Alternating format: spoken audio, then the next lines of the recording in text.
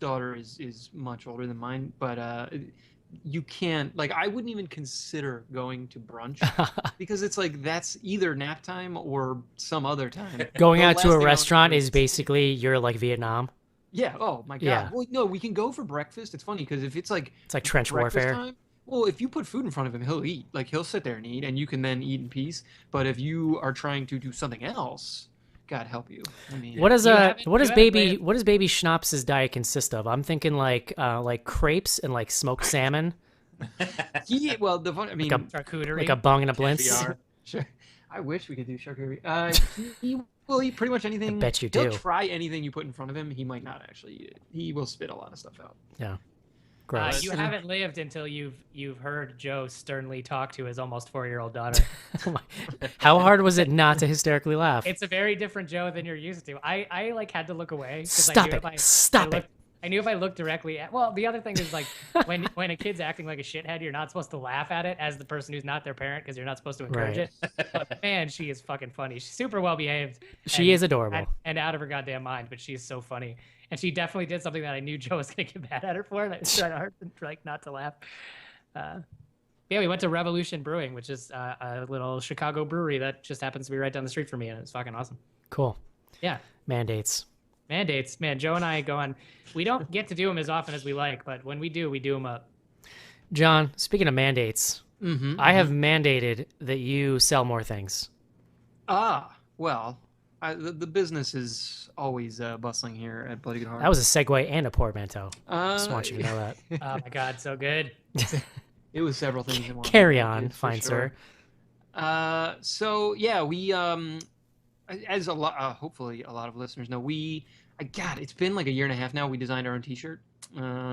If you haven't seen it, I'm going to encourage you to just turn this off immediately.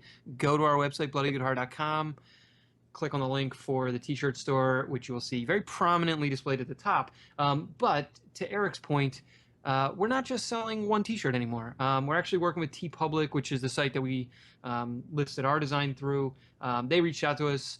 They were like, "Hey, people have been buying your T-shirt." They were like, "Hey, I like your stees. How could I Yeah, cop some of that?" I mean, it's not the first time someone's talked about my steez, Yes, you it know. is. But yeah, so they basically they gave us the ability to basically create a store with other designs that we can curate from across all the designs in their store. And the cool thing is there are actually some pretty awesome designs. Is Titty Bats on there? Oh, Because otherwise, I don't know if I'm interested. I'm pretty I sure don't- Titty Bats is not safe for TeePublic. I Yeah. mean, I don't know, Mark. I think we might. That need to guy's reach out to Titty Instagram. Bats That guy's and- Instagram is like a fever dream. I will I know. tell you, my Titty Bats shirt is the most comfortable T-shirt that I own. Oh, all right. No fooling. I actually thought the BGH shirt from TeePublic turned out to be pretty comfortable. What's So, nice is How do you get there? yeah, so you get there, you can just go to our website, bang it on the link right there at the top that you will see. Is there a what is the link? Is it like in the toolbar? Yeah, it's in Yep, the it's in it the says toolbar. That's what she T-shirt said. store. You can't miss it. Love it. Yeah. So if you hit that link, you will see some hand curated designs picked out by the crew here. There's some relevant designs for recent films we've watched, including Terminator. And then there are designs that just fit themes that we here at the show love. I don't want to spoil any of them. I think they're actually pretty sweet. So I encourage you to go check them out. Our design is also there, and you should probably check that out too. I was also going to make a shout out. Shirt is because- hella sweet. No, it's great, and people have continued to buy it. So thank you if you have bought a shirt. It actually really helps us. We don't talk about it a lot, but we get a nice kickback from the TeePublic people, and I would know. we'll I don't also- see any of that. no, yeah, it goes directly into James's college fund. Right. It But, buys smoked fish for your boy. Who do you think paid for brunch? yeah. With if you're buying another design through our store, we get a nice, they help support the show. It's not as nice as buying our shirt, but and I was gonna say for the summer, what's nice is TeePublic also has a tank top design, so you can go ahead and any design on their store, you can get. Are in you tank top. fucking kidding me? I Yes. did not realize that. Oh, you That sure is- can. Our shirt would look pretty Incredible. sick as a tank top. Yeah, that's gonna No, look I mean- awesome with my fur rug on the back. Yeah, so check it out. We will be featuring some designs on the website. we'll probably be featuring some designs on the old Twitter and Instagram and so on and so forth. So keep your eyes out for that. Great.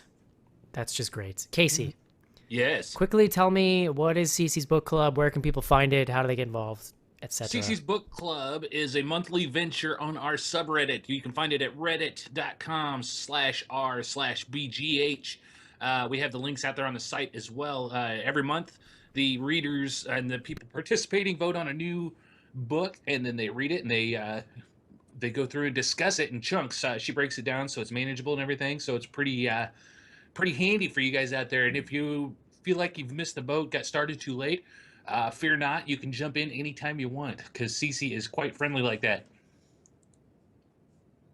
Okay, do we Now- know what the current book is? Or the next I book? do not know what it It was. I is- thought you guys were reading it. No, it's called, I believe it's called Within These Walls, and I should have looked up the author. I'm going to Reddit right now, but it is called Within These Walls. It's a cult ditty. It's there's some occultish elements. So yeah, here it is. Yeah. Within Cool. These Walls by Anya Alborn. Yes, So that's there right. you go. And I believe CC's going to be having a chat with Anya Alborn here soon too. So Awesome. There you Awesome. go. That is reddit.com/r/bgh. Yes, and one more thing, since we're firing on all cylinders here, we're recording this on Tuesday, which means it is Friday the 13th, Nightmare on Elm Street off day of Bloody Good Horror. Evan and Sophie for the past month have been exchanging back and forth reviews to the adjacent films in Friday the 13th and Nightmare on Elm Street series, and we post those every Tuesday. So that's at bloodygoodhorror.com. And also we have two new writers, Colin and Chris. So you'll be seeing some posts from them, probably some trailers and some lists and things of the sort at bloodygoodhorror.com. Sweet. Fuck Love yeah. it. I love all that. Yeah. John, So much Yerp. stuff going on. John, I have read 400 pages of the first Game of Thrones book. Oh my God. Aren't you Eric. proud of me? In like 3 weeks. Shame. Really, I just get nervous. I ordered the rest of them on paperback today in a little box set there, so I'm doing it. You're doing it. I'm you're going deep. Going balls deep. We can just think you might finish up before January. I'll be honest, the first book, like, it's not what I'm there for, but I need to get through it because the first book is so, like, shot for shot the first season. Yeah. I'm really interested in getting to the later ones and seeing, like, how things were kind of, what Well- it seems like you can tell where stuff was omitted or kind of, like, skirted around in those later Yeah, seasons. there's some pretty big stuff. I like getting all of the, like, obscure factoids about all the families and all that shit, so I'm looking forward to some of that. you'll love. So like, it's probably, I guess, in the third book you really get into the Ironborn background, which is what Nice, Theon, which they Grey totally Swords- ignore in the show. Yeah, and that's my number one complaint with the show. Do I we mean, ever go to Flea Bottom? Yes. Because if I make There it are through definitely- the entirety of Game of Thrones show or books and we never go to Flea Bottom, then what is this all for? Well, there's a character in the first book who's a bastard son of Robert Baratheon that like lives in Flea Bottom. I'm Right. pretty sure. And so does Stannis's guy there, Davos. Guys, I love Game of Thrones. This is the nerdiest fucking Ah, we have ever had. I'm just really excited, Eric. I'm reading a book, you Boy, guys. I know. Come on. Shame. Ding.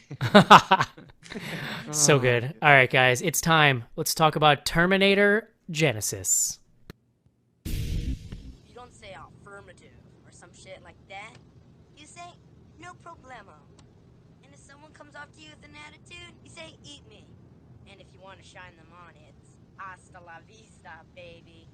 Hasta la vista, baby. Hey guys, this is Danielle Harris. You might know me from some of the Halloween movies, and you're listening to Bloody Good Horror.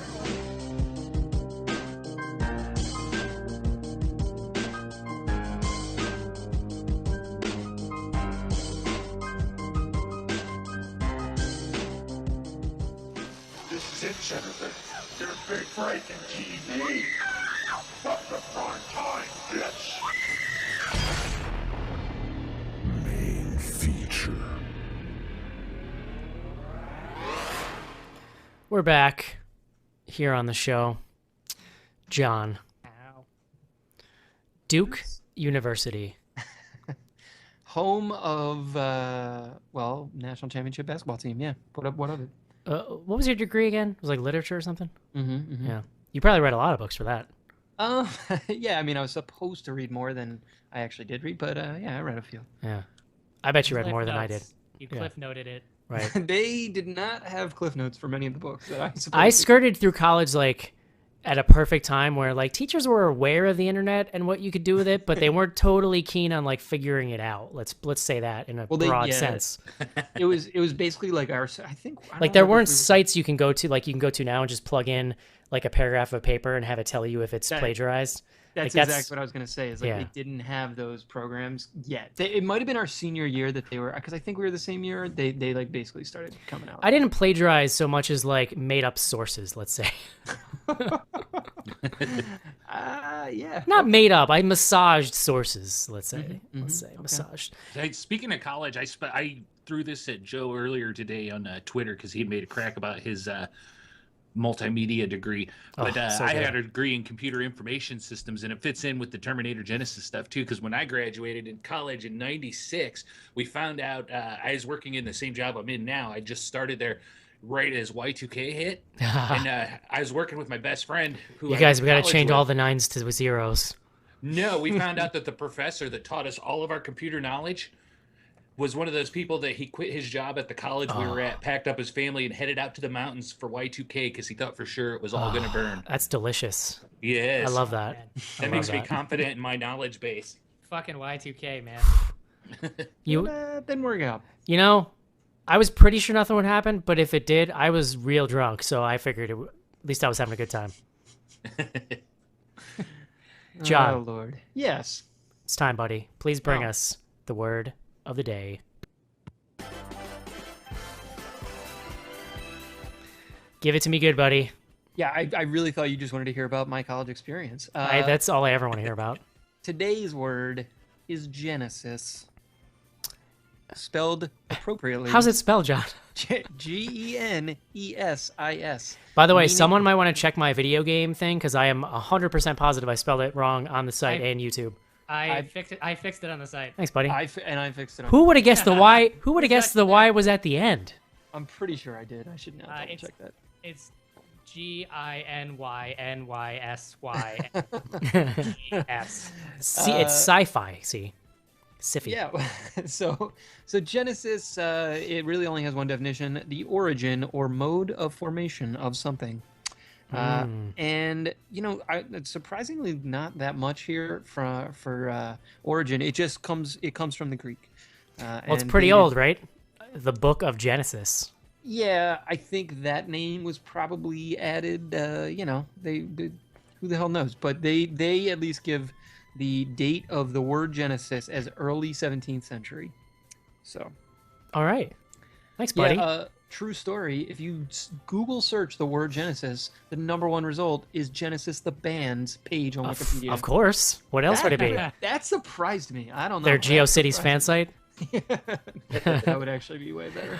Those are great moments on the internet when you search for one thing and you find another thing. Like around the holidays, every now and then, I'll forget that the website for Dick's Sporting Goods is not Dicks.com. Right. Come on. Right.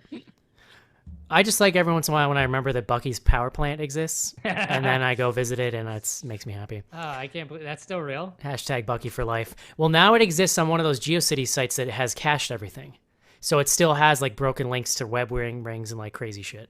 Oh my god! I have no idea what you're talking about. I am sure we've talked about this if you've listened to all episode of Bloody Good Horror, but we probably talked about it on the first episode. So John, if you recall in Halloween 4, there's a scene in which Michael Myers confronts a valiant power company worker whose name, according to his shirt or his helmet, is Bucky.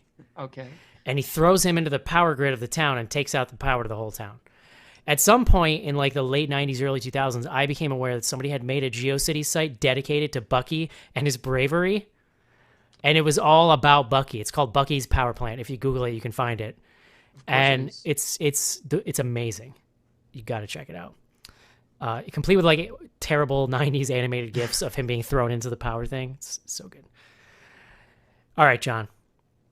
Terminator Genisys. This is like, I'm pretty excited about this show. I'm feeling pretty good in general, but also this is like one of my favorite shows where I love a really dumb movie and you hate it.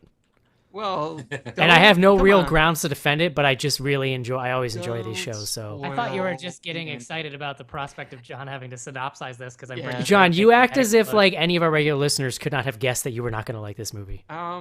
Yeah, all right, fair point. Interesting side note here, because I actually went to do some research on the IMDb page. There are 412 plot keywords for this movie. I think that's the most I've ever seen. We should mention too, as we were discovered before the show, that our old friend of the show, Patrick Lussier, was one of the writers on this movie.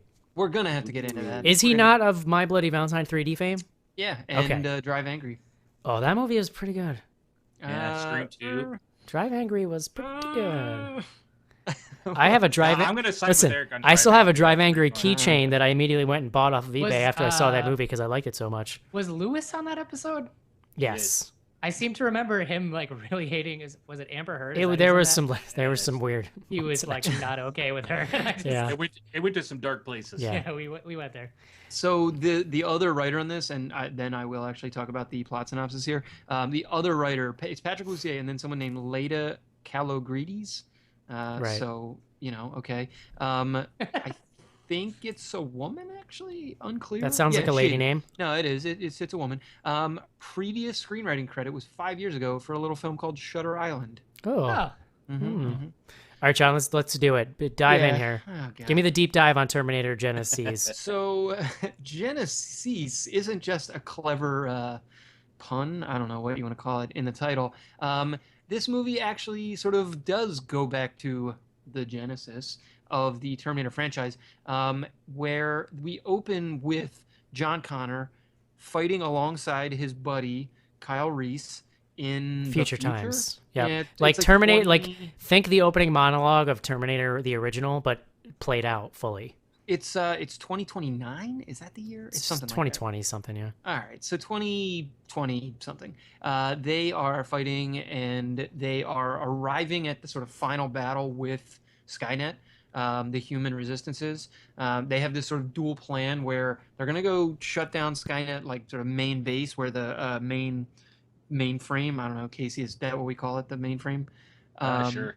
Okay. They're going to go shut down that mainframe, and at the same time, they have to attack this one particular weapon that John Connor keeps telling them about. That is, we learn, the time travel device, because they're trying to prevent the first Terminator from going back in time to stop, the whole Terminator franchise from happening.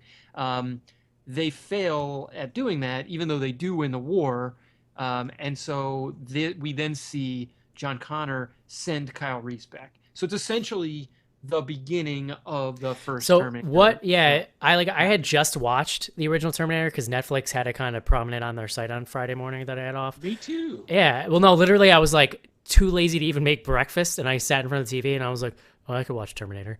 But like the first 30 seconds of Terminator, which is all like a voiceover with some shots, is the first 20 minutes of this movie. They literally play out everything that was hinted at in the first part of Terminator. Like in the original Terminator, they just kind of say, yeah, and they went back in time too. In this, you see the long drawn out debate of like, should we go back in time? What should we do when we go back in time?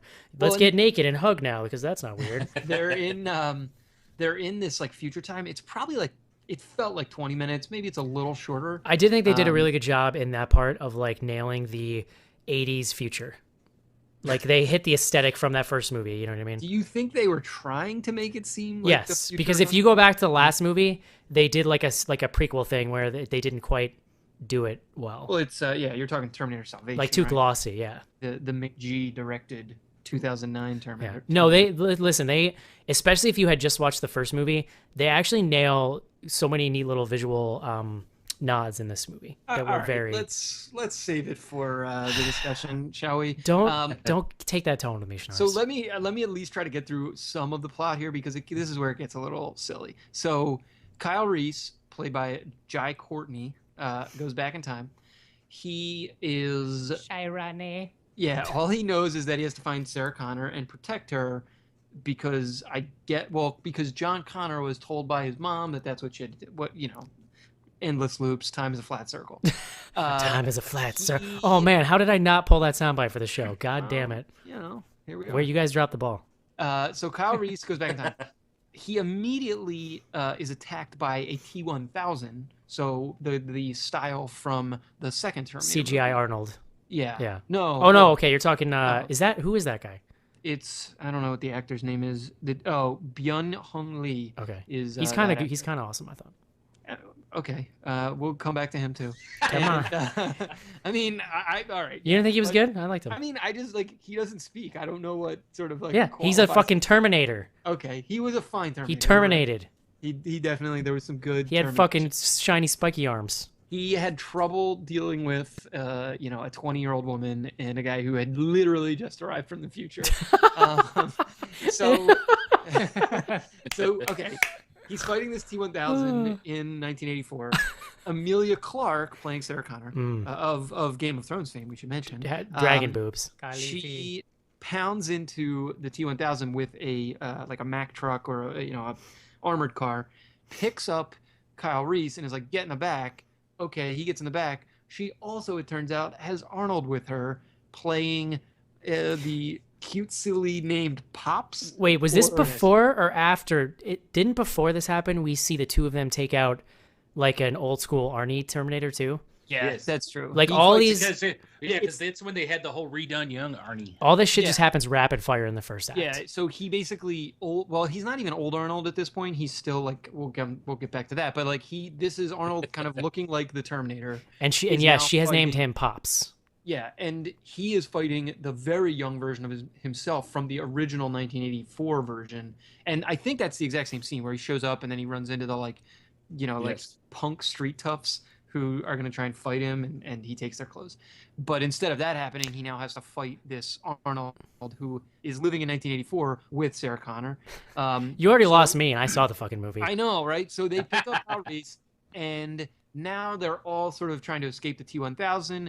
And then after they dispatch of the T-1000, they have this whole convoluted plan. It's actually kind of smart because we know how they got rid of him in T2 by throwing him into the molten metal. Here they use acid and just kind of like fuck him up real chemistry that style. was pretty cool. Yeah, it was good. They then sort of launch into the like real plan, which is somehow Arnold Schwarzenegger, the Guardian Pops, has so we learned he's a scientist in this one apparently. Well, we learned that he had been sent back even earlier, she was 7 years old. Yeah, she was like 7 or 9 or something. And he saves her from another Terminator that was trying to attack her at that point. And we are not told, spoiler alert, at any point in the movie who, and it's like teased, but we're never told who sent him back originally. And the fact that he now in this timeline has been sent back to basically the 70s is what has changed the entire timeline. Yeah, part of what's changed the entire timeline. He's been living Sarah Connor's parents were killed in this time, like in the 70s when they went back to kill. So she's basically grown up her whole life knowing about Skynet and Terminator and all that stuff. And with Pops as her dad. Basically, yeah. I mean, not basically. I would have a Terminator dad. It's pretty sweet. In her life. I think it's also important to point out, though.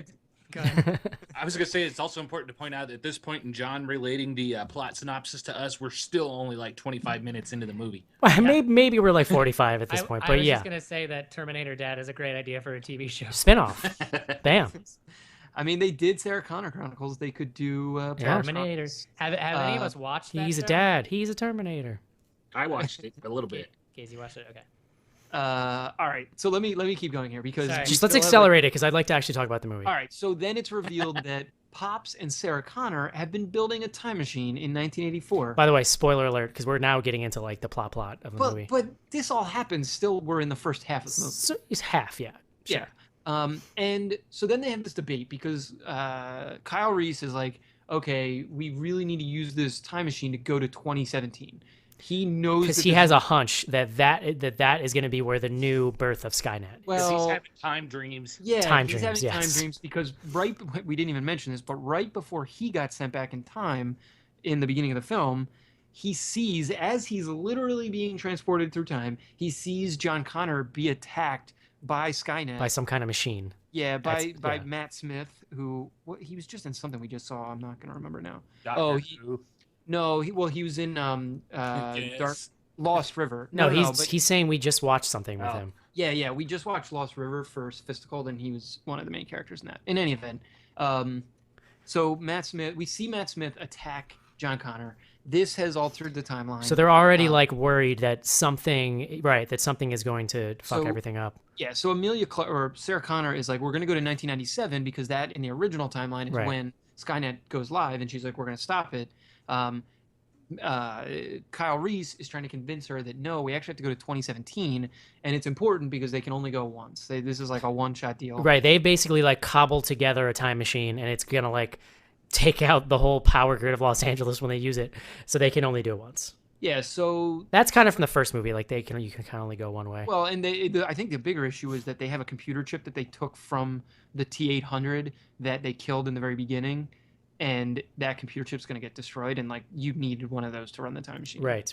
That's at least what they said. Does that make logical sense? Well, yeah. I mean, okay. All right.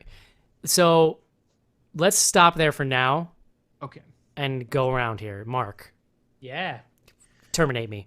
Sure. So I will be the first person to admit that I have seen the first and second Terminator films, but I am by no means anyone who you should ever ask any factual thing about those movies in order to, don't bring me to trivia night if there are Terminator questions, because I just do not know the answers. So with that in mind, I didn't mind this movie.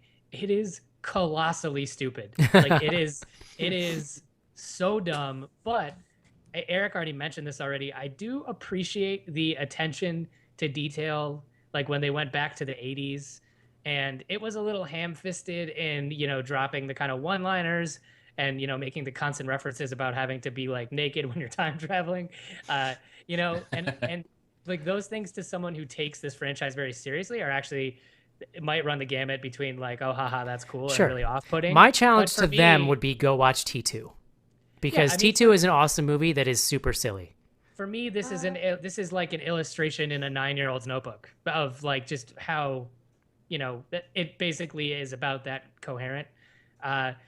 That being said, I can see why it didn't hit the, for better or for worse, I'm going to compare every movie I see this summer to Mad Max, especially, Well, that everyone's gonna lose to that. Well, right, Yeah. but like, if you're talking about, just pure success and output, like this movie flopped, and we can talk about it. And I think that there are a lot of reasons why it flopped. But in the moment, it was reasonably fun, even though I realized that it was terrible. They really missed out on, like I said before, having "You Could Be Mine" in this movie, at least in the trailer. I feel like that would have got some butts in the seat there. Come on. Yeah, You maybe. could be Casey. I too watched the original one on Friday because I saw it conveniently on Netflix and was quite pleased with it. I used to love the original, the first two Terminators. I saw the first one in the theater when it first came out. I was really stoked for it. I was pretty excited for this one, but then I had lost my taste for it after like Terminator 3, Terminator Salvation. Was there any reference in this movie to 3? Because I've never seen 3. To be honest with you, I've only seen 3 once, and I don't remember much Yeah. of it except for it had Christina Loken, so I don't know if there was any references or not. I don't think there was. I was waiting for like random lady Terminator to show up. I think they should have just gone full hog with that.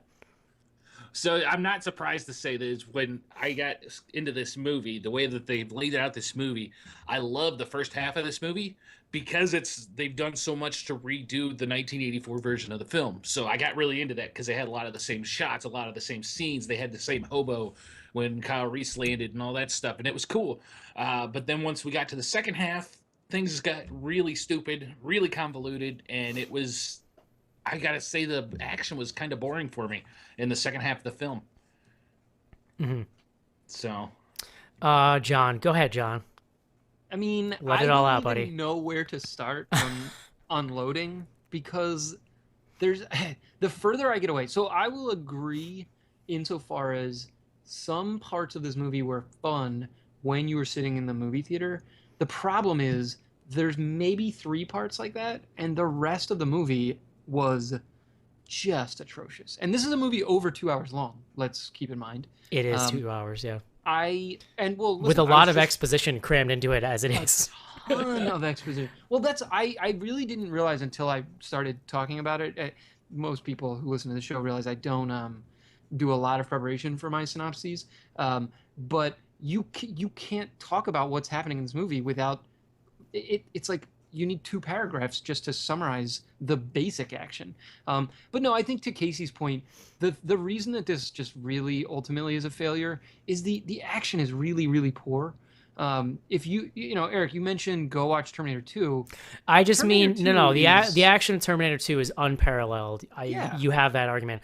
I'm talking about the silliness factor because Terminator 2 is a silly movie. Yeah. Like go No, listen to anything Edward Furlong says in literally the entire movie. I mean, it's ridiculous. It's Edward Furlong, dude. Right, got but my it's man but funny, but my argument would be that that's part of its 90ness and 90s-ness and part of its charm.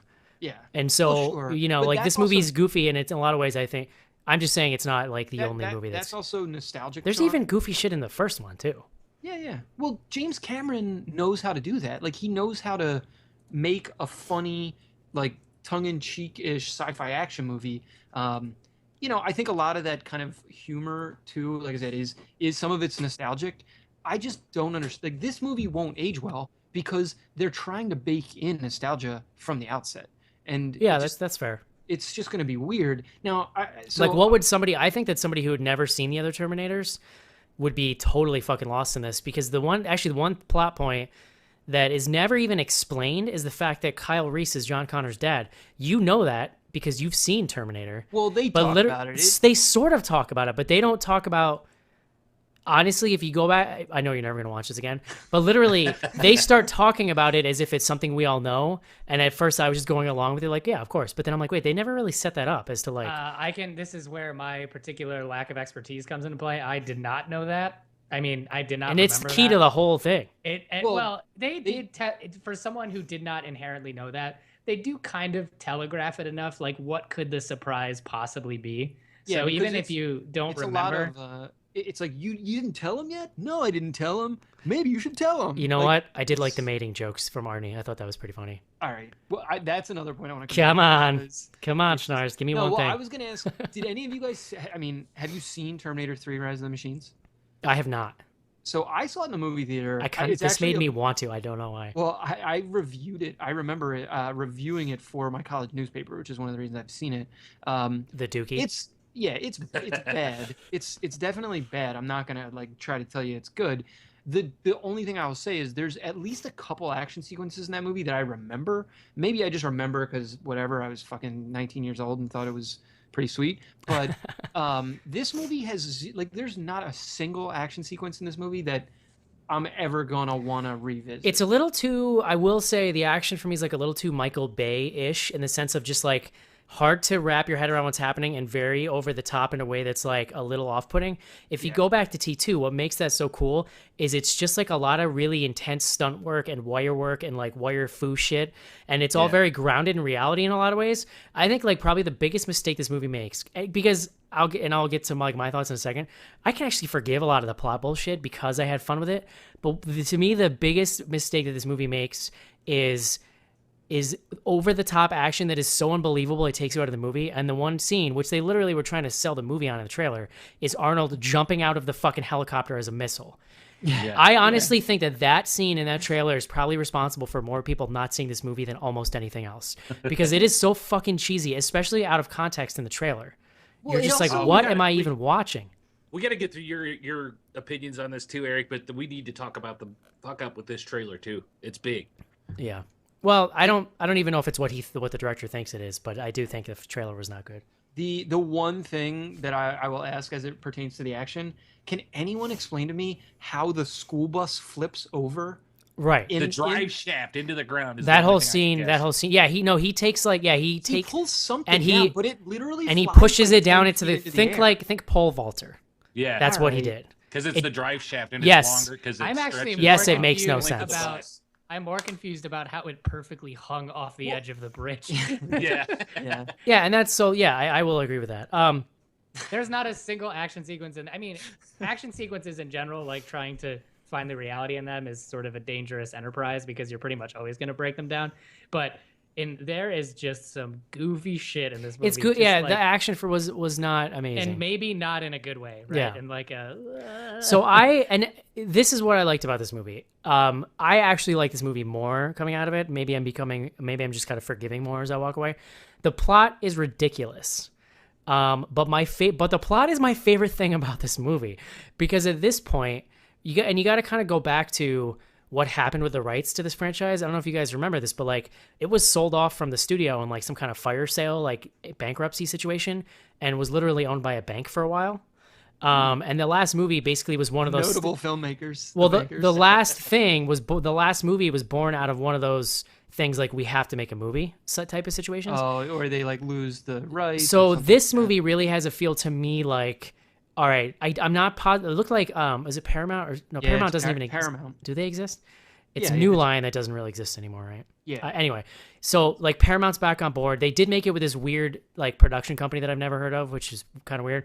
But Well, like Skydance, I'm pretty sure has done other stuff. Okay, They're- but they're like a pretty legit. it has all of the kind of like earmarks to me of, all right, let's try to get this thing reined in. This is a property that should be making money. Let's get Arnold Schwarzenegger back. Let's get back to the basics of Terminator, which is what machines go back in time to kill humans. Humans fight machines, blah, blah, blah. Arnold Schwarzenegger punches himself in the past.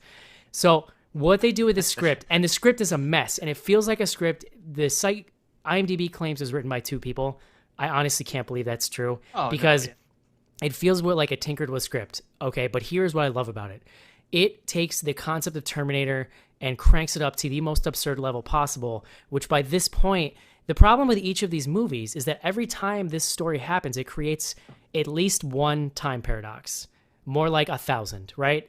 Like even T2, which is awesome. Like when you really kind of think about it, it makes no fucking sense. The fact that Kyle Reese is John Connor's dad makes no sense because then you get into like time is a flat circle shit and like yeah. So what this movie But does, that's true what of this any movie does is it does a deep dive on that whole it wraps the whole movie around that concept, and there's kind of these great monologues that I liked. They're cheesy, I know, but I enjoy these monologues about how the 3 of them, and I think this is a thing that evil John Connor brings up at some point, which I guess I can say. That was in the trailer.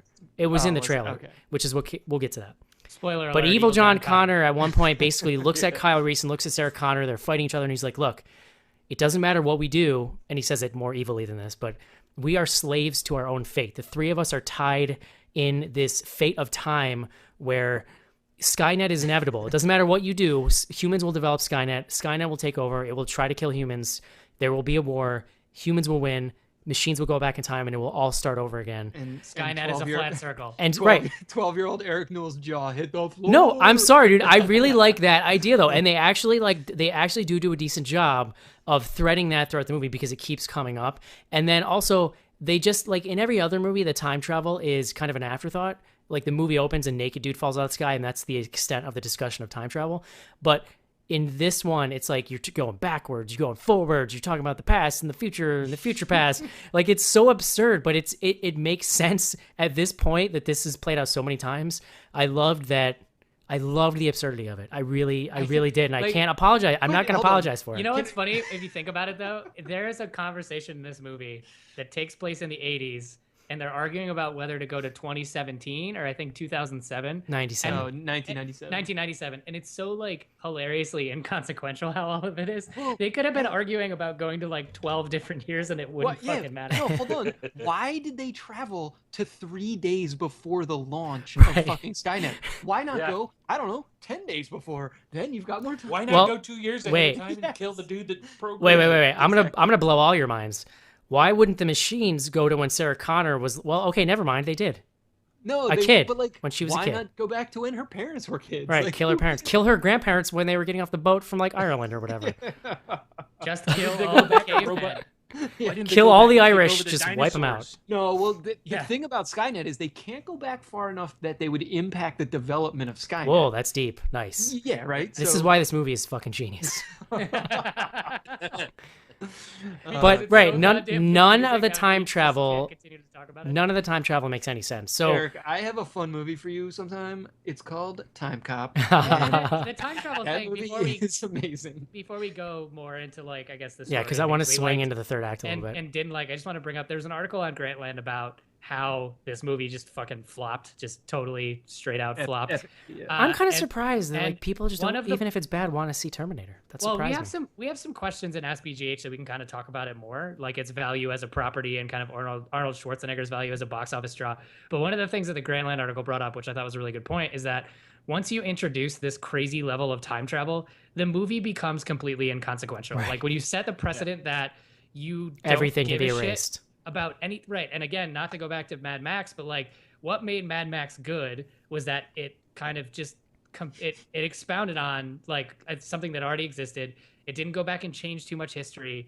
It just existed. And in this, it's like it was. Dude, I so... thought you were gonna say what made Mad Max good is there wasn't any time travel. Yeah, that too. I mean that helped. But like with this, it's like in introducing this time travel aspect, they allowed themselves to do whatever the fuck they want, but then also felt compelled to tie it back to what happened before. And You know it's what? like, This movie why not go one way or the other Right. and commit to it? It explained, and this was another, and I wonder if Casey noticed this too. Crazy contrast between the original and this one is, and I don't know if it says it more about. It probably just says more about modern movie audiences, but everything is way over explained in this movie. You watch the first Terminator, the movie opens and they're like, "Yo, robots are bad. Humans went back in time. Bam." Arnold's naked, he falls out of the sky. Well, this movie, they spend so much time explaining every little plot intricacy, and not only that, but you could tell it was self-conscious about explaining people's motivations, but you just did, the original had none of that. And like, yeah, right, if you're gonna go so insane, like why even bother explaining it? Did they Well, explain their why original all work, the too. robots still look like old ass 80s robots? Because I need an explanation. Well, for because that. you have, because that's the style though. It's like That's Star the Wars. continuity. I know, I'm but not. yeah. I mean, it was a joke. Damn it, Mark. But like Mark's Grantland article that he brings up is perfect because you start time travel movies are so hard to make so that they're enjoyable because it's the great mulligan.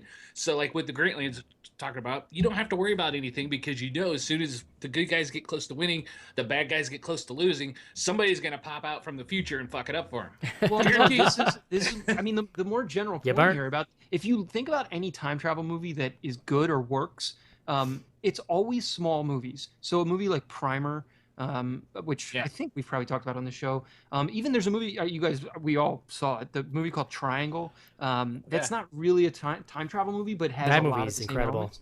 Yeah, these are all movies about one person, two people, very small. And in the same way, the original Terminator was really a small movie. It was like, hey, there's a hitman that traveled back in time. Hey, the humans sent another guy. Don't It's worry basically a about all cheap the little horror nonsense. movie.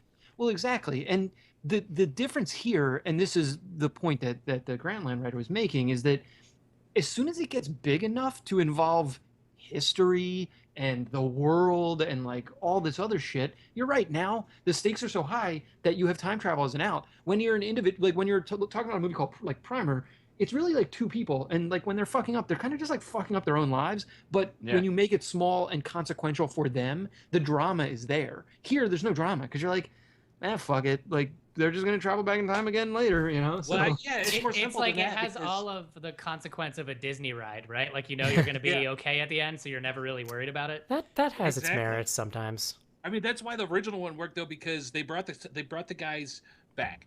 They brought Arnold back. They brought Kyle Reese back, and they said they couldn't bring any more people back. So then all you're dealing with is the ramifications of what they're going to change going forward. But in this one, they've established that pretty much anybody can travel back in time whenever they want them to, because now they've got a couple of these machines, and they've established that Pops has gone all the way back to when Sarah Connor was in the 70s as a kid, and they've got people jumping around back and forth. So there's no weight to them changing the future because it's always going to be changing. yeah. All right, so Always be changing. ABC. So third act, they decide to go to 2017, and we're getting into like heavy spoiler here. You're not going to get it anyway, but be aware, spoilers. Okay. We still are not getting it. He so. convinces Sarah Connor to go to 2017. They go to 2017. When they're there, they find that John Connor is there. After they're arrested and brought to a hospital, John Connor is there. And within a span of 10 minutes, they find out he's evil. It's pretty quick, which again was in the trailers. And Yeah, that was so dumb. basically, you so knew when he had to be evil, I actually Well, didn't see the trailer, so I'm kind of interested in. he what is was so bad fucking about it. evil looking. Well, it's hilarious because when he shows up at the hospital, you're like, It's like, why hi. the fuck would he? Why would he be here? Yeah. Like, what is Yeah. he doing here? And He's you've already clearly a bad guy. All right, so this is what happened. If you go back a few months, the original trailers didn't even show John Connor at all. And then about a month ago, a theatrical trailer came out that ran through this whole subplot and showing him evil and fighting and everything. And the director in pre-movie interviews has been talking about how he fought the studio to keep that secret back. I actually, before I saw the movie, I thought, yeah, that is kind of a bummer. When I saw the movie, it's so fucking obvious. I don't think that matters. I think the trailer has way bigger issues with it in general. I don't think it. I've seen shittier movies be sold to me with better trailers. Like, there's no reason the trailer should have been that bad. Yeah, but it was still a big problem for me because, I mean, yes, it was terribly obvious, but, I mean, you could at least go into it if you didn't know he was going to show up. You could at least go into it, it's like, oh, shit, they've done something to him because he's obviously evil. I think they really fucked the casting up, honestly. Like, he looks like an evil wizard. But they also showed in the trailers that they made a whole new Terminator for him. Right. And Right, so- and that is a reveal even if you know he's kind of evil. Dude, can we just like spend a couple minutes to talk about fucked up Uncanny Valley old Arnold Schwarzenegger? It was or young amazing. Arnold Schwarzenegger, I guess. Like, Oh, yeah, that shit was cool. It what creeps the me out a little bit, actual though, right? Fuck with that. That's so weird. I did notice too, the less he moved, the more convincing it was. Like when they showed him running, I could kind of see the seams, but when you're just looking at him breathing, I was like, that's You know effed what's up. weird? In like a weird way, when he was running, it reminded me of the old Mortal Kombat games where like the characters were actually made of Rotoscoped? photo stills. Yeah, like photo stills of these people. It's Yeah. neat technology. It's cool. Like, do you think they were really, because they definitely pretty like went hard on it in the trailer. Do you think they were hoping that would sell people or that people would be interested in seeing that? Like, it pretty stands neat. out as like a really strange decision for a movie. I think it's just for the spectacle. Like, holy shit, how did they do young Arnold? I don't think that was the entire draw, but I think it was definitely to get people. To But it's say, part of the "Holy whole shit." mashup aspect of the first the act too. close-up Yeah. was crazy. Yeah, it really was on kind of awesome. I mean, and they made the right decision to make it like a small part of the movie. Yeah. I had kind of expected it to be a much The larger first part. trailer made it Yeah. seem like that was the movie, basically. Yeah. Yeah. So there. Yeah, Okay. that was So a good decision. we got to keep going here. So we're in 2017. John Connor's there. We find out he has gone to 2017 and basically got in with this technology company and started developing. So Kyle Reese was right. The timeline has changed.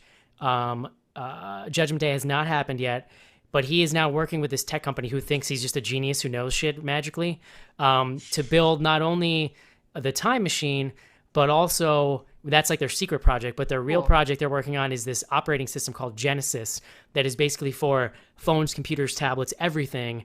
And they're going to launch it in 3 days. And when they do it, it's going to essentially connect the whole world on the same operating system, which, like, you know, you could just do that now with like Apple.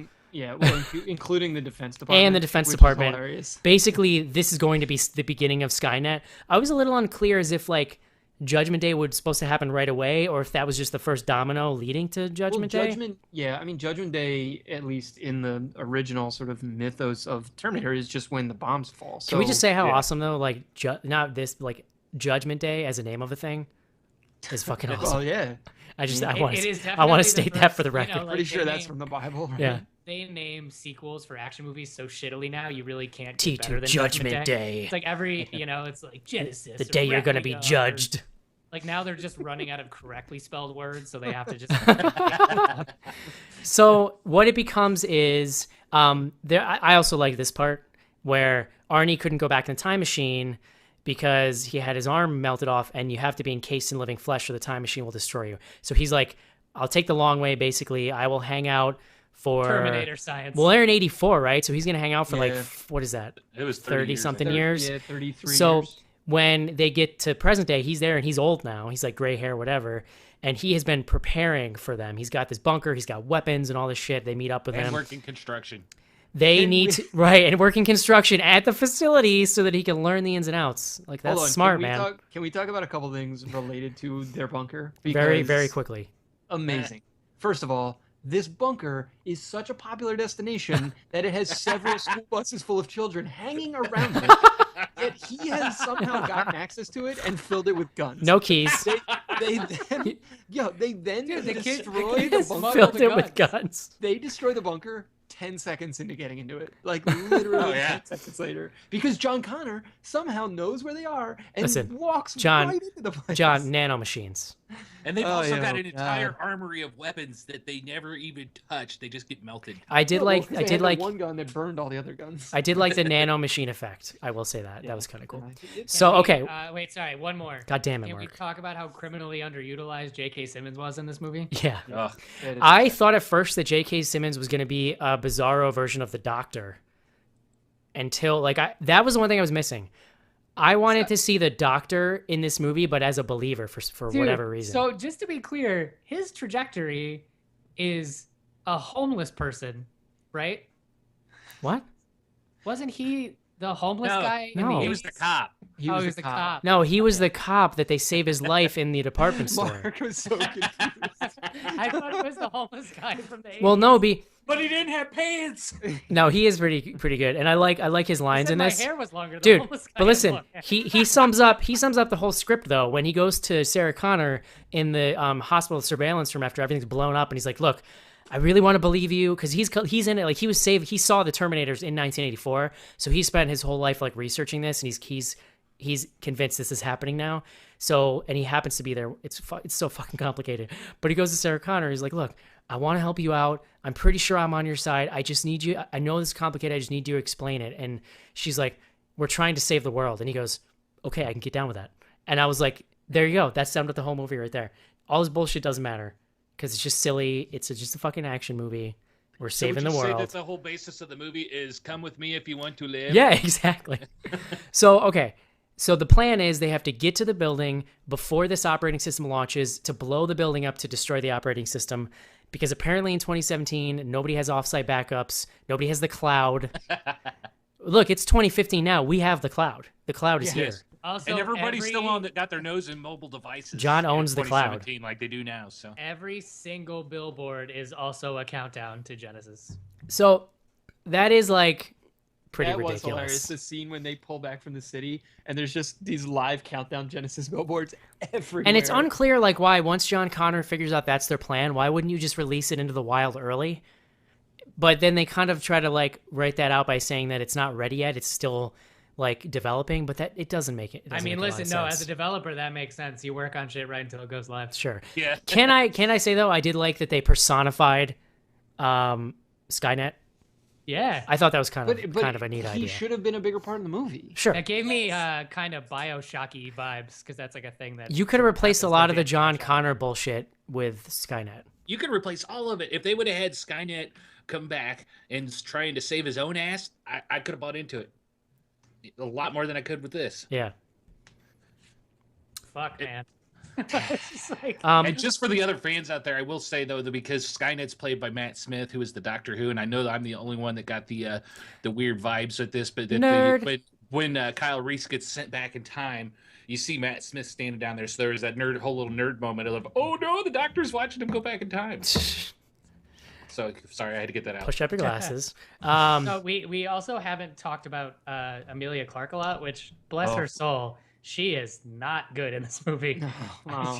I think that she is lovely, but I- man, she was wooden as hell. She's in not this great. movie. She's not great at what she's asked to do a lot, which is like these quippy, funny, warm moments. So to kind of use a phrase that Mark has coined for me, I'm not gonna pick a hill to die on with this movie, but I will die for Amelia Clarke. I just want you to know that. I think you in the email. I think you mentioned that you had kind of gotten to But Jessica you will- Alba level. with Yeah, her. she's Alba asks me now. Like I want to give her dragon babies, and You will take a liquid Terminator sword stabbing for her. you know what it is? It's like she is basically the like, you know, in Avatar they design those things to like specifically elicit emotion from people by giving them enormous eyes. Her eyes are like the size of milk saucers. I thought you were going to talk about an Ex Machina where they design a robot to sync up with your porn history. No, like she looks like that episode of South Park where they save the veal cows and they have the big eyes. That's what she looks like. The giant eyes. yeah. Adorable. Yeah. I don't Oh, know. man. I like so honestly, I like her in this anyway, even though she's bad, and there's no logic to that. I'm sorry. Well, I'm just a I think human being, Schnars. We've probably no. Listen, I'm you're- not a you're man. robot.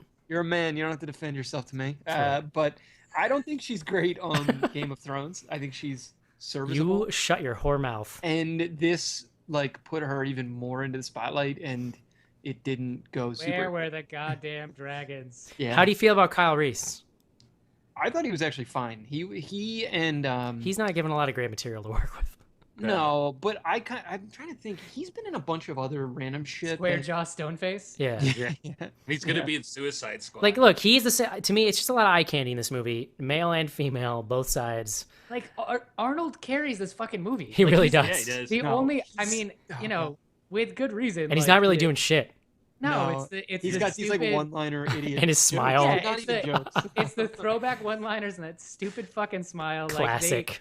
The smile was good. I'll give you the smile. And it worked. I'd say it worked 90% of the time, honestly. Like, why not just make the whole movie that? Because that's the only thing you've got. If the action kind of sucks and the rest of the acting's terrible, just let Arnold be ridiculous. I think that has to be the direction this goes, is what Eric said, or whoever was talking about the, Arnie Knows Best sitcom version of this. No lie, I could talk about this movie for another hour, but we do have to wrap it up here. It's worth saying that, and another spoiler alert.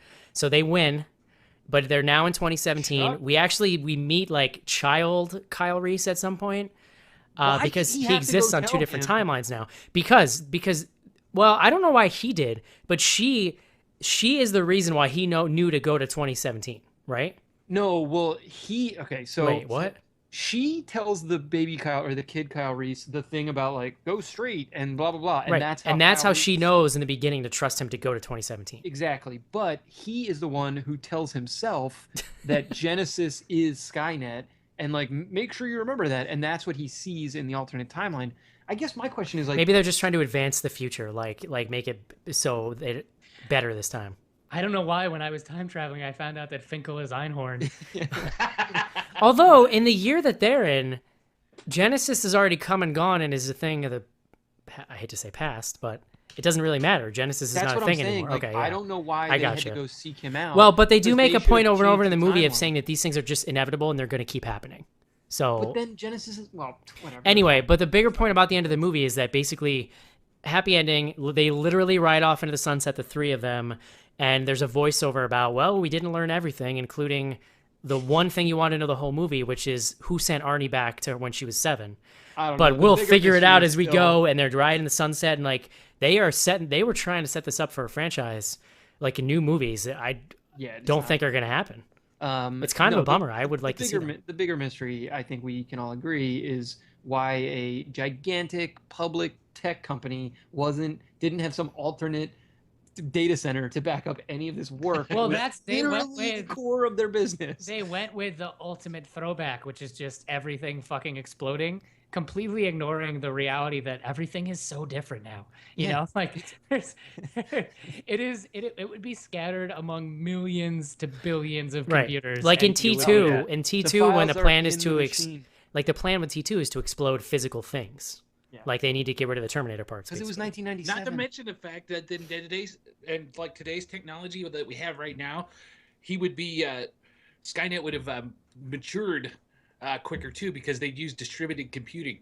But I think everything can be already brought it up. I don't know what that means. Go back to a time other than 3 days before this launches, and you can kind of nip that in the bud a little bit. Like kill a person who's gonna. Well, why didn't Arnie like plant a bomb inside of the building when he was building it? Yeah. Ooh, that's should have thought. Or why didn't Arnie go buy the land that they were gonna build the company on? Fuck you! I got it first. All right, that's it. We're done. Terminator Genisys. The war will be decided by land debates. We're done. Would you recommend this, Mark? Yeah, I made like by accident on TV. Casey. Cable. John. No. You know what? This movie is dumb as shit, and I love it, and I am not going to apologize, Schnars. I wouldn't ask it. That's it for Terminator Genisys. Let's take a quick break and do some fan mail. They come from another time. A machine wrapped in flesh. A soldier from a distant war. Both after a woman who holds the key to the future. One wants to kill her. The other must protect her. I'm here to help you. You've been targeted for termination. The Terminator. Your future is in his hands. The Terminator. Rated R. The #1 movie in the USA is now playing everywhere. Hi, this is Dana Roebuck from Everything You've Ever Seen on Television, and you're listening to Bloody Good Horror.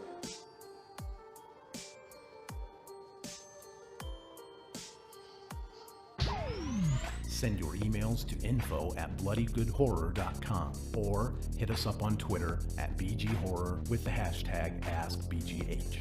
And don't forget to pick up back episodes of the show at podcast.bloodygoodhorror.com.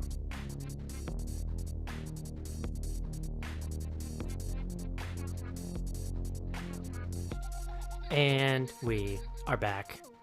I feel pretty good about the discussion, John. I feel like you and me came out unscathed there. To be fair, I'm not drinking, so I'm behaving myself a little more than I might have. So, Mark. Yeah. Movie guide, quick, then I'll do fan mail. This is actually pretty short. So Terminator, as all of the mainstream movies we review, has an entry on our favorite website, movieguide.org, which is a website for you Christian-leaning folk that are worried about whether or not your children should be watching these movies, and you need a website to tell you whether or not that's okay. And it gives you a pretty detailed rundown that we like to read. So Terminator Genisys features a strong moral worldview with some themes of self-sacrifice to save other, at least 27 obscenities and profanities, including an F word, several GDs, and a reference to Jesus. Constant action violence includes android robots throw humans around, robots murder humans, fighting, robots are stabbed, sliced, impaled, and robots keep coming back for more. Flesh peels off robots during some attacks. Numerous gun battles where humans blast holes into android robots made of liquid metal, but robots quickly regenerate to looking normal and human. And numerous car crashes, explosions, and reckless driving. References to mating between unmarried young couple. And nude people must embrace to use time travel mechanism. Upper and rear male nudity, implied nudity, and woman in bra. Alcohol use, no smoking or drugs. Deception by evil Terminators trying to trick people into thinking they're safe, and man expresses his desire for a beer when the world is safe. Really occurred to me in this movie, like, at least until he becomes like a robot, John Connor is Jesus, and I guess I always kind of knew that on some level, but man, they really like brought it home for me in this one. Jesus, dude, his initials are JC. Oh, good God. Fuck. I'm surprised they didn't get upset about that.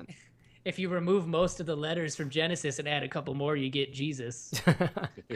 Right. Just, yeah. Okay. The guys from Movie Guide are going to be listening to this episode now after hearing Eric say that, going, oh my goodness, how did we miss that? Mind blown. First up, info@bloodygoodhorror.com. This is Brian from North Carolina. For Eric's information, we do use French words down here in the dirty. We have pie a la mode, aperitifs, usually Jack with a bud backer, cocktail weenie hors d'oeuvres, and women keep their guns in armoires instead of cabinets. We used to have other French words, but now they're called freedom fries, freedom kisses, and freedom ticklers. Freedom kisses. Where were we? I feel like freedom kisses are sloppier than French kisses. When we were out in Ohio, like literally this was only 3 years ago for our little like horror like fan meetup. Oh, and we went to like this diner, and they still had like the menu said freedom fries and shit, and I was like, this can't. The diner in at HH Windy has that as well. It was 2012. Really? Was okay. it? Oh yeah, definitely. Yeah, this was like a couple years ago. The Blueberry Waffle House, I believe. Yeah, I have a picture of the menu. It's ridiculous. I could probably find it on All my right. phone. Also, around here they say that Georgia is the asshole of the U.S. because it's the last place that Yankee shit flows through to get to Florida. No offense, Cece. I love that a lot. Yeah. And I will say though, Atlanta has a nice fucking airport. Was there a couple weeks ago? No, incorrect. It's a disaster. Okay, moving on. He says, I would totally attend a convention just to meet you guys. Brian, P.S. The Rolling Stones are awesome and could totally beat Brock. Hell, Keith Richards has proven time and again that he can't be killed. Agree. Oh I don't even want to think about Brock Lesnar versus Keith Richards. It's just next up, Keith Richards gets a car door, though. I believe this is Matt. All right, next up, Mad for Muff. Can I just say I would happily listen just to a podcast of Joe doing random quotes of Arnold Schwarzenegger. I think Joe is a hidden talent there that you need to exploit. Eric, is it hidden? Eric, as a fellow slow reader, I feel your pain, bro. But when you said you had read 2 books at college, I don't think Playboy counts. LOL. Anyway, that's enough of that shit. On the last podcast, you mentioned binge watching stuff on Netflix. Even though I love binge watching, there's a problem that I find watching an entire series in the space of a few days. There isn't time to really enjoy the big moments, the amazing revelations and the story arcs, etc., because you're straight on to the next part. 1 episode a week works great as everyone can enjoy the buzz and talk about what happened. Imagine if the Red Wedding on Game of Thrones was just in a bulk watch. I can, because that's how I watched it. There just wouldn't have been the amazing internet frenzy we had. Plus, we'd all have been watching at different times, blah, blah, blah. Finally, would you rather be attacked by a Brock Lesnar-sized duck or a dozen duck-sized Brock Lesnars? Keep up the good work, guys and gals. Mad for Muff. Oh, man. You know what? Like the Brock Lesnar things, I would say they're starting to get old, but every time I feel that someone comes through with something that I'm just not ready for. I agree and disagree with him on what he's saying about binge watching. He's totally right in that, like, I think you have to try to show a little bit of discipline to, like, when you see a Red Wedding, you got to step away and be like, all right, I'm going to drink that in. Well, that's why I haven't finished Breaking Bad, because like I tried to binge watch the first 2 It's seasons. it's pretty depressing. Yeah. That's what my wife and I did. I made it like 2.5 seasons in, and I was like really starting to question my life. And it just keeps getting darker. It doesn't get better. Well, and I just never went back, right? Because I like burnt It's myself out. it's so good. You have to. But I mean, I will probably. so at some point. you know, but I am.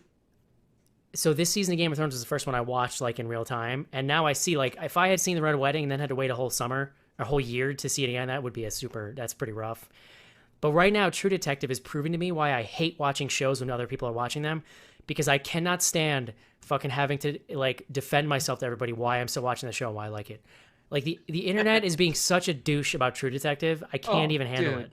Don't even get me started. It's pulpy and silly and fun, and like I love Colin Farrell's mustache. Like, yeah, it's awesome. But It whatever. is so good. But like people, And I don't understand what people don't like about people it. have the right to not like it. But my point is, what I love about waiting 2 years and binge watching is I don't have to fucking deal with any of that. Well, yeah. I just really, the whole thing with True Detective, like I think people, I don't know if they just got their like priorities or their expectations all out of whack. Like it's been fantastic. I'm sort of enjoying it now, as my new idea is that this is actually a parody of the first season, and it mostly comes from Vince Vaughn. Like Vince Vaughn is so hilariously sullen all the time. I mean, it's full on sequel, right? It's just like everything. It's like they removed a lot of the subtlety and are just kind of just going for it. And I you actually have think to. Rachel McAdams is really good. Yeah, this I think season. she's. No, I love all the acting. I don't think the first one was that subtle. Really, it jumped around in time and that. Look, the first one is saved by the fact that it had two like incredible actors. Yeah, and it was such a unique thing. You know what I mean? I actually am really enjoying Vince Vaughn now. Now that we're just off on a tangent here, I enjoy him because I like him, but I think he's the weakest in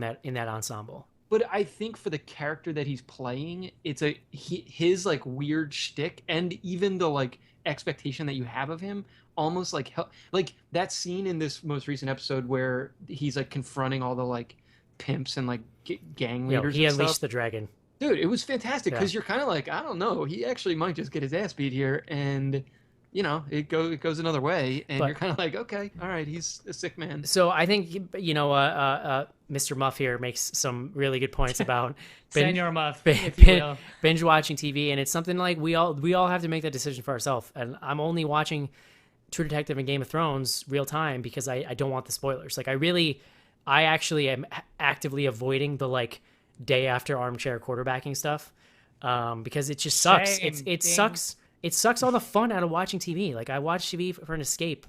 Well, so I like it with Game of Thrones because at this point, like I've like given up on Game of Thrones. I like the book comparisons. The books. Well, I just like because at this point, like whatever they're talking about in the show recaps, the book is not doing that, or they're divergent enough that it doesn't even matter.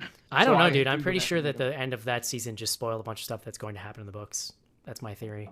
No, that they basically end where the books end. Like, well, but there were like two. I'm not going to say it. There were two specific things at the end of the last few episodes that had not happened in the book yet. Oh yeah. No, there were some that I think probably will. I thought you meant the last episode. I don't think this is humanly possible, but I'd really love to read all the books before the next season so I could read the new one because they say the new book's coming out this year sometime. Or at least. Well, no, listen. He's up against the wall now, though. That book, not necessarily 2015, but that book has to come out before the next season starts, or there will be fucking anarchy. Yeah, and you know where you're going to see him this week instead of at home writing a book, waddling around San Diego Comic-Con. Have you ever heard that guy talk? He is delightful to listen to. He's such a he's delightful little nerd dwarf, and he's just the best. He's great when he's like on the Nerdist and stuff. He's just like, well, you see, the Starks of Winterfell have lived there for centuries. You realize that you guys were having that conversation earlier in the show. No, I really love him. He's amazing. All right. One more, guys. Chris. Thanks for another great episode.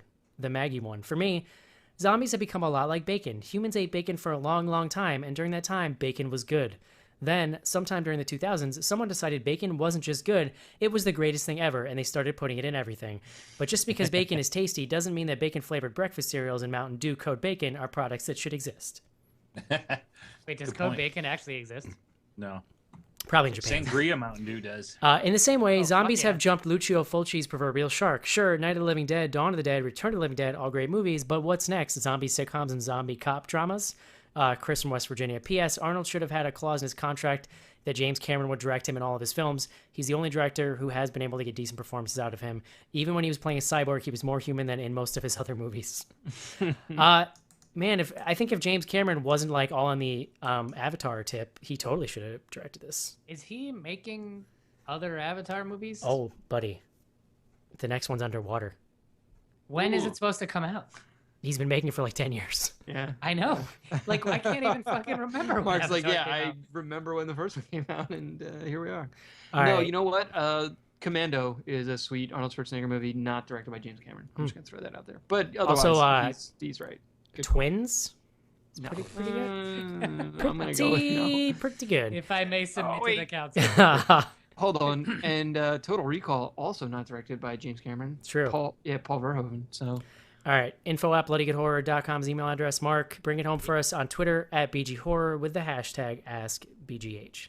All right, we're a little late this week, so we're probably just going to burn right through this. First one, RJNC. Ghoulies 3. Guys, Eric BGH is the best. No. Still trolling. I just can't figure out what his game is. Yeah, you picked this in your butt here the last. He, of couple course, weeks. mentions that because we think, as long as it's still on Netflix, our August spectacular will be Ghoulies 3, Ghoulies Go to College. And that, of course, is where you live stream along with us and watch the movie with us in real time on YouTube. Do I need to start watching the other Ghoulies movies as preparation for Ghoulies? No. Okay. I didn't think so. I think it'll actually be better if you don't. You already went to college, so you've got that part down. Yeah, Yeah. good. All right. This is going to work out. Actually, there's a lot of Participated frat and in, sorority stuff, John. You'll be all over Yeah, this. I'm sure. Annie raids abound. The next one's from RJNC. He's just saying that he's never seen a Confederate flag in Maine before. It's actually more New Hampshire.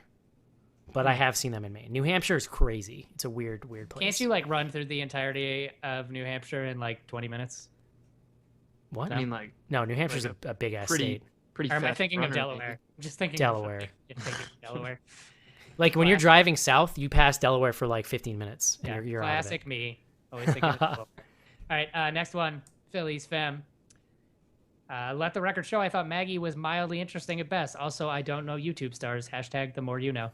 You know, Cutie Pie. Yeah, Who what? made $7 million. Yeah, Do you not fuck 'em. know? You know PewDiePie, Mark? I only do because Casey Casey, mentions it right. occasionally. Casey, I know that sometimes you get bummed out because you're so much older than all of us, but just know that through your daughter, you're actually probably younger than all of us because you know about things that are actually happening now. Yeah, I'm coming to realize that. No, it's awesome, man. Hey, look, we need to figure this shit out somehow. I am still trying to figure out How is Twitch- BGH going to stay relevant into the next century? Yeah, I'm trying to figure out how Twitch streamers make so much goddamn money. I know. It must be people can give you tips, right? They donate it or is. whatever. Oh, they can donate. it It is on definitely Twitch. is. It's like people, you can donate to like post in the like, give you the ability to post certain emojis in the chat and shit, like just things that people. I actually use Twitch a bunch, like when games come out that I can't buy because I'm poor. Like when MKX came out, for like 3 days straight, I just watched Twitch streams of people playing it. If you ever want to see someone be confused, try explaining the concept of Twitch to someone who doesn't like video games. Oh my god, because yeah. They're like, wait, Or anyone over the age of like 35. why wouldn't you just play it instead of watching? Because I have to do work. See, that goes back to the Terminator Genisys, the whole Genesis operating system thing. It's 2017. It's 2 years from now. I guarantee you, my parents are going to be rushing out to download the Genesis operating system on their mobile phones and shit. They're still using prepaid flip phones and a fucking Windows XP. Oh my god, every time iOS updates, I have to talk my parents off the ledge. No, well, and Eric was joking about like Apple, like being that operating system. I mean, Apple's It literally market is. share is like what 30%. I actually don't know, but Casey's right. And they're It's not going to get ridiculous. everybody with Genesis either, because there's going to be those one guys pushing the glasses up on their nose saying my Android operating system is far Well, superior. they do have the out of like, oh, it's 2017. Who knows what happens in the next year and a half? Sure. Wow, yeah. You know what's funny? That 2017. It sounds futury. It's not. I did have that moment where I was like, man, that's really far away. And then I was like, nope, that's. Somebody was talking about 2005 today, and I was like, that's like a different universe. Yeah. That was a decade ago, bro. Oh, God. Think about that shit for a I second. don't want to. Yeah. Okay. I've next been one, experiencing, I've been talking about this with Mark, but I've been experiencing hardcore time dilation lately. It's really fucking weird, man. I assume it getting gets old, brother. I assume it gets worse when you have kids. But it's bizarre. Like the weeks just go by and then the weekends are gone, then the next week is gone. It's like Life is a flat circle. Mhm. And Oh, time. that's what happens when you have kids. It's that you're awake through that entire week. Right? Right. You stop. All right. Oh. Next one is from. It looks like it was retweeted by Alan Murch, but it's originally from Bloody Vengeance. It says, a good question, good versus question for BG Horror in the Ask BGH section, and it's a picture of Wolverine fighting Freddy. Nice. Come on. Adamantium Rage. I've also dropped both my phone and my keys during this episode, so if anyone's wondering who's I can't imagine why you would need either of those things in your hand while you're recording the show. No. Well, yeah. You never know when you're going to need your keys. Okay, Mom. You doing a scratch-off ticket? Got to do my scratchers. Got to get out of here somehow. All right. Moving on up. Next one is from Lowly Ant. And I'm pretty sure that he sent this 2 weeks ago and I refused to read it. And now I'm just giving up. So that's setting a precedent. Great. Who would win, Brock Lesnar versus Candyman versus 28 Days Later, Zombie Chris Benoit? Oh, that's fucked up. I defer to Mark. Fucking Brock Lesnar. All day, every day. He threw a car door at a Ripped person. a goddamn car door off. He did a and real-life threw it- Street Fighter bonus stage, and he won. He threw a car door 20 feet into a crowd of people. I rage. really forgot about that bonus stage. Man, I wish we... You just beat the shit out of the car, and you gotta jump over and beat the shit out of the other side before the time runs Yeah, and out. sometimes you gotta like dodge barrels that are coming at you and shit. Like, Yeah. Zangief was the best at that, I'm pretty sure. and I wish we could find a way to get Zangief. affiliate money for selling WWE Network subscriptions. But Brock Lesnar is having his first match, his second match since WrestleMania on Sunday, and it's gonna be awesome. He's gonna murder somebody. I would totally be down for doing the second Street Fighter or the Street Fighter movie for Spooktacular. Oh man, Oh God. I have two memories of that movie. It's One, so I have it on DVD and VHS. We saw it in theaters as a family one Christmas, and I can't have two believe your memories. parents went. Also, I know all the words to the soundtrack. Yeah, oh for sure, Ice Cube. Yeah, Ice Cube has the most racist song ever. it is. It's fucked. like every So good. Asian racist thing he could be saying in What's it one called? I think 3-minute it's called song. We Are at War is the name of the song, I think. He's just making They like just say that over and over again. it's horrible. Oh no, it's just called Street Fighter. But yeah, that fucking soundtrack is ridiculous. But I have two memories. Something from that about movie. taking a piss in your Chinese food or something. It's a whole One thing. was having to pee so bad that I like almost started crying, and the other one was immediately afterwards convincing one of my parents to buy me the Green Jello CD, even though it had a parental advisory, and I was like 10 years old. There you go. Big Bad Wolf or whatever, right? Yeah, and the Misadventures of Shit, man. Another good one. Where are we? Go ahead, move on. Man, kids, and that's another outdated reference, parental advisory stickers. Yeah, or Green Jello. Yeah, that too. Little pig, little pig. No mother. That was a great fucking video though, man. Back when they were so good. back when we had real videos, Claymation and shit. not these Twitches. Oh my god. Twitchers. Okay. Two more. One is from DC979. With all of Arnold's movies tanking since the 90s, is he a relic of the 80s or simply poor film choices? He's had some good stuff on. I mean, he's had some not good stuff like he had in the '80s in his comeback here recently. He's had some decent stuff. What was it? Sabotage was his cop movie. That was all right. I like the streak where he just was making the same movies that he would have been making in the mid '90s. That's like I kind of like that. Do you guys feel like him and Stallone. Expendables? Do you feel like the Expendables like soaked up all of the '80s action movie goodwill that people had? Yeah. Yes, it's done. I haven't seen saw any of those. I saw both 1 and 2 in the theater, and I couldn't bring myself to watch 3. It just like I haven't seen I actually enjoyed 3 more than 2. It was it's still dumb, but it was fun dumb. Eric can side with me. I do have to say that like what the last 2 movies really taught me is that I kind of like Arnold Schwarzenegger again, and I want to see him just do a bunch of dumb stuff so I can watch it. All right, Mark, I think you skipped one here. Yancey Street. Yancey _Street. Yeah, I've not seen it, so go for it. Have you guys considered doing Late Phases, a werewolf horror movie starring Ethan Embry? That's another one we just last week somebody brought that up. Yeah, I think we've got it on our list for show. Cool. It is on the list. I've watched it. It is pretty good. And Ethan Embry is still dreamy. There you go. Okay. Last John. one. I got 2. I got at least there's actually 3 more, Mark. Sorry. I have something more important. John, did you ever find out what happened to Jared from Subway today? Oh, Absolutely not, dude. Are you kidding? I actually. Oh, I fucking love you so much. Oh, no. I completely forgot that something Really even burying the happened. lead here. This So is a I'm good at one. work today, and I mean, everybody by the time they hear this will know. I mean, they know. I like telling you things for the first time, and I work in news. I'm monitoring my news, and this thing comes across and says, "FBI raiding Jared from Subway's home," and I'm like, I will click that, and so I click it, and the rumor is that it's a child porn investigation. No. Now, apparently, a dude who worked for his foundation was arrested on child porn charges a couple of years ago, and he claimed. This year. Oh, was it? Okay, so he claimed he didn't know about it, blah, blah, blah. But I'll tell you why this didn't surprise me, John, because I knew a guy who knew a guy who went to college with him, and this has been, I actually found the story on the web, so it's been confirmed. Or it's been at least like corroborated that it's a story out there in the ether.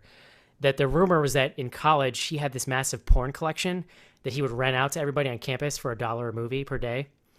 And Smart business. he lived above a Subway, and he was so lazy he wouldn't go out for food, but they would deliver to him, and that's the only reason why he started eating Subway. That is the unofficial Subway story. So Gawker actually reposted the story today, and I was like, okay, I knew I actually had heard that somewhere.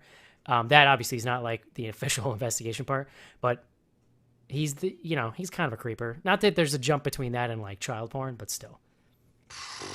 Yeah, I don't know. That's crazy. I will say that I am sort of I think I'm kind of reaching my breaking point with social media and people making the same bad jokes. Like I read so many eat fresh jokes today that I was just like, are you really the first person that made that joke? That's pretty good though. It's pretty good.